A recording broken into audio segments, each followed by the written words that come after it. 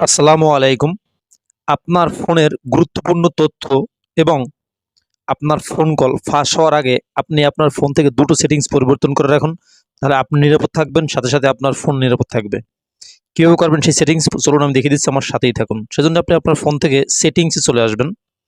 সেটিংসে চলে আসার পর এখান থেকে সার্চ করে আপনি বের করবেন প্রাইভেসি। এই যে প্রাইভেসি অপশন আছে, এখানে টাচ করে দিবেন।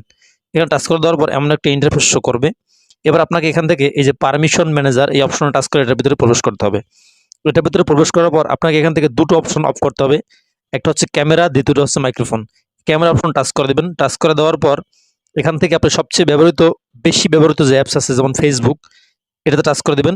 দিয়ে আপনি আক্স এভরি টাইম এটা দিয়ে রাখবেন। ব্যাস। তৃতীয় অপশন আরেকটা, সেটা হচ্ছে আপনার মাইক্রোফোন। এই মাইক্রোফোন অপশনও সেম কাজ করতে হবে। মাইক্রোফোন টাচ করে দিবেন। এখান থেকে আপনি ফেসবুকে টাচ করে দিবেন। আক্স এভরি টাইম এখানে টাচ করে দেবেন। দিয়ে আপনি ব্যাগে বের হয়ে আসবেন।